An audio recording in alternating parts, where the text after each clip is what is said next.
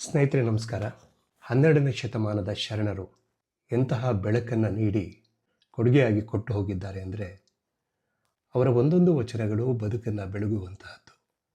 ಬಸವಣ್ಣನವರು ಹಾಗೆ 12ನೇ ಶತಮಾನದಲ್ಲಿ ಇದ್ದಂತಹ ಎಲ್ಲ ಶರಣರು ತಮ್ಮ ಕಾಯಕದಲ್ಲಿ ನಿರತರಾಗಿ ಅಕ್ಷರ ಕಲಿತು ವಚನಗಳನ್ನು ಬರೆದು ತಾವು ಕಂಡು ಅನುಭವಿಸಿದಂತಹ ಬದುಕಿನ ಸಾರವನ್ನು ತಮ್ಮ ವಚನಗಳಲ್ಲಿ ಬಿಟ್ಟು ಹೋಗಿದ್ದಾರೆ. ಅದರಲ್ಲಿ ಮುಖ್ಯವಾಗಿ ಬಸವಣ್ಣನವರ ವಚನಗಳು ನಮ್ಮೆಲ್ಲರ ಬದುಕಿಗೆ ದಾರಿದೀಪ. ಒಂದೊಂದು ವಚನಗಳನ್ನು ಓದಿಕೊಂಡ್ರೆ ಅಷ್ಟೇ ಸಾಕು, ಆ ದಿನ ಸಾರ್ಥಕವಾಗುತ್ತೆ, ಆ ಗಳಿಗೆ ಸಾರ್ಥಕವಾಗುತ್ತೆ. ನಮ್ಮ ಪೂರ್ವಿಕರು ಆ ಕಾಲದಿಂದ ಸ್ವರ್ಗ, ನರಕ, ಪಾಪ, ಪುಣ್ಯ ಹೀಗೆ ನಾನಾ ವಿಚಾರಗಳನ್ನು ಹೇಳ್ತಾ ಬಂದಿದ್ದಾರೆ. ಒಳ್ಳೇದು ಮಾಡಿದ್ರೆ ಸ್ವರ್ಗ ಲಭಿಸುತ್ತೆ, ಕೆಟ್ಟ ಕೆಲಸಗಳನ್ನು ಮಾಡಿದ್ರೆ ನರಕ ಪ್ರಾಪ್ತಿಯಾಗುತ್ತೆ. ಹೀಗೆ ಅನೇಕ ವಿಚಾರಗಳನ್ನು ನಮ್ಮ ಪೂರ್ವಿಕರು ನಾವು ಸರಿಯಾದ ರೀತಿಯಲ್ಲಿ ಹೋಗಲಿ ಎಂಬ ಕಾರಣಕ್ಕೋಸ್ಕರ ಇಂತಹ ಒಂದು ವಿಚಾರಗಳನ್ನು ಕಟ್ಟಿಕೊಟ್ಟಿದ್ದಾರೆ. ಬಸವಣ್ಣನವರ ಎಲ್ಲ ವಿಚಾರಗಳು ಪಾರದರ್ಶಕವಾಗಿದ್ದವು, ವೈಚಾರಿಕತೆಯಿಂದ ಕೂಡಿತ್ತು, ಸತ್ಯವನ್ನು ಒಳಗೊಂಡಿತ್ತು.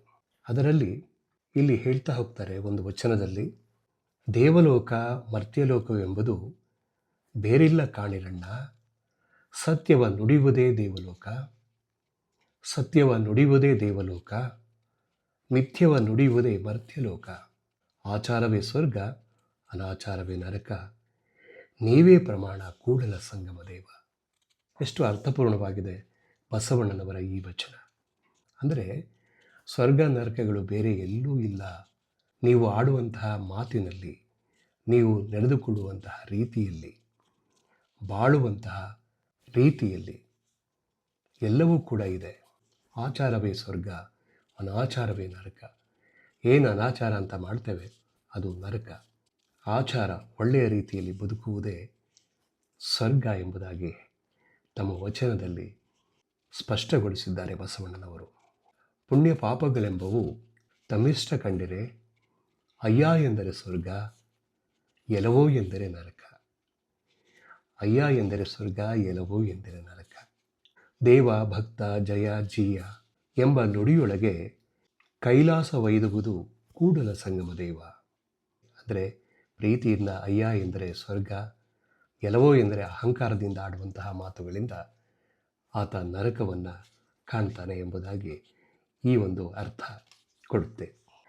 ಏನಿ ಬಂದಿರಿ ಹದುಳು ಬಿದ್ದಿರೆಂದರೆ, ನಿಮ್ಮ ಮೈಸಿರಿ ಹಾರಿ ಹೋಹುದೆ, ಕುಳ್ಳಿರೆಂದರೆ ನೆಲ ಕುಡಿ ಹೋಹುದೆ, ಕುಳ್ಳಿರೆಂದರೆ ನೆಲ ಕುಡಿ ಹೋಹುದೆ, ಒಡನೆ ನುಡಿದರೆ ಶಿರ ಹೊಟ್ಟೆ ಒಡೆಯುವುದೇ, ಕೊಳಲಿಲ್ಲದಿದ್ದರೊಂದು ಗುಣವಿಲ್ಲದಿದ್ದರೆ, ಕೆಡಹಿ ಮೂಗ ಕೊಯ್ವದ ಮಾವನೆ ಕೂಡಲ ಸಂಗಯ್ಯ.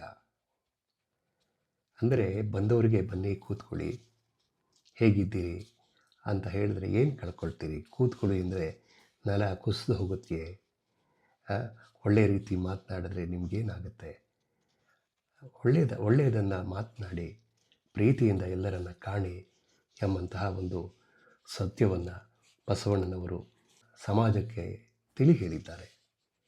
ಅವರ ವಚನಗಳೇ ಹಾಗೆ. ಬಸವಣ್ಣನವರ ಒಂದೊಂದು ವಚನಗಳನ್ನು ನಾವು ಒಂದೊಂದು ದಿನದಲ್ಲಿ ಒಂದೊಂದು ವಚನವನ್ನು ತೆಗೆದು ಒಂದೊಂದು ಸಾಲನ್ನು ಅರ್ಥ ಮಾಡಿಕೊಂಡ್ರೆ ನಮ್ಮ ಬದುಕಲ್ಲಿ ಬರುವಂತಹ ಅದೆಷ್ಟೋ ಕಹಿ ಘಟನೆಗಳನ್ನು ಅಥವಾ ಸಮಸ್ಯೆಗಳನ್ನು, ಆಗುವಂತಹ ಪ್ರಮಾದಗಳನ್ನು ತಪ್ಪಿಸಬಹುದು. ನೋಡಿ, ಬಸವಣ್ಣನವರ ವಚನಗಳು ಎಲ್ಲಿ ಸಿಗುತ್ತೆ, ಹೇಗೆ, ಏನು ಅಂತ ಅಂದುಕೊಂಡು ಅದನ್ನು ಉದಾಸೀನ ಮಾಡೋದಕ್ಕಿಂತ ಮನೆಯಲ್ಲಿ ಶರಣರ ವಚನಗಳನ್ನು ಇರಿಸಿಕೊಂಡು ಒಂದೊಂದು ವಚನಗಳನ್ನು, ಅದರಲ್ಲೂ ಬಸವಣ್ಣನವರ ಒಂದು ವಚನವನ್ನು ತೆಗೆದು ನೋಡಿ, ಎಷ್ಟು ಅರ್ಥವನ್ನು ಕೊಡುತ್ತೆ, ಎಷ್ಟು ಮನಸ್ಸಿಗೆ ನೆಮ್ಮದಿ ಶಾಂತಿಯನ್ನು ಕೊಡುತ್ತೆ. ಇದು ನೋಡಿ, ಇದು ಬಸವಣ್ಣನವರ ವಚನಗಳು. ಡಾಕ್ಟರ್ ಎಲ್ ಬಸವರಾಜ್ ಅವರು ಇದನ್ನು ಸಂಗ್ರಹಿಸಿದ್ದಾರೆ. ಸ್ವಪ್ನ ಬುಕ್ ಹೌಸ್ನವರು ಇದನ್ನು ಪ್ರಕಟಿಸಿದ್ದಾರೆ.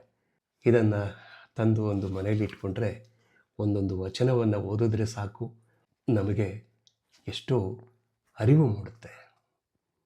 ಜೀವನದಲ್ಲಿ ಬೆಳಕು ಮೂಡುತ್ತೆ. ಧನ್ಯವಾದ ಸ್ನೇಹಿತರೆ.